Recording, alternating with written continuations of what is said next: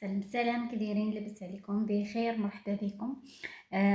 نوجد معكم بغاوني ساهل. عندي هنايا 250 غرام الشكلاط، 150 غرام الزبده، 3 البيضات، 150 غرام ديال السكر، 60 غرام ديال الطحين، واحد الفانيليا.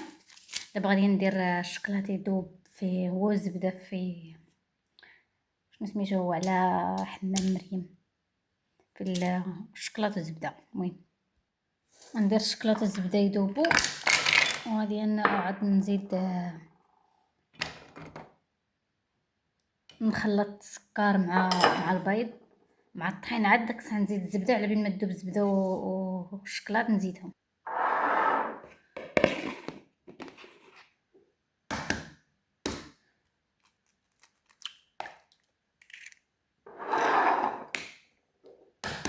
بسم الله.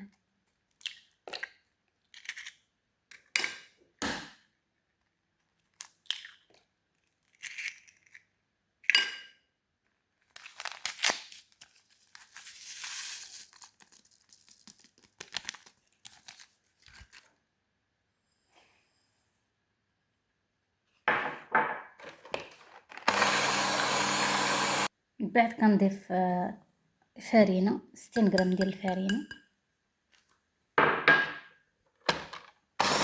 ايوا يا حبيباتي، ها هو الزبده والشوكولاط دابو. نبقى ليه هكذا شويه يبرد على بين ما باش ما حيتاش خصك في الوقت اللي كبيتي تخلط، زعما تخلط، ما تخليش يبرد دغيا باش البيض ما يطيبش.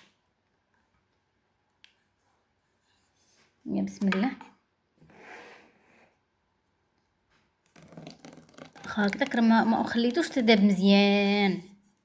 الزربه اللي فيا كيقولوا لي فيك الزربه، كنقول لهم لا.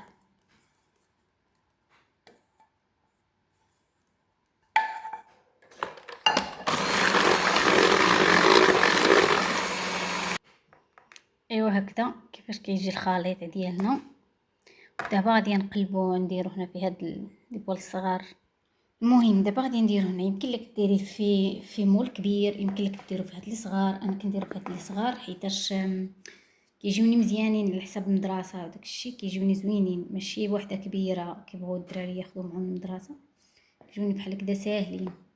وانا غنكمل هادو وغادي نرجع كل واحد باش ما بغيتي تزوقهم. كاين اللي كيزوقهم بالكركاع، تتزوقين بالكركاع، بغيتي تزوقين بالشكلاط بيبيت شكلاط، بغيتي باش ما بغيتي تزوقهم. انا غنزوقهم بيبيت ديال الشكلاط. كل واحد على حسب الذوق ديالك. تخليهم 20 دقيقه في الفران، ومن بعد كتخرجيهم بالصحه والراحه. المهم غنكمل هادو نعاود نرجع.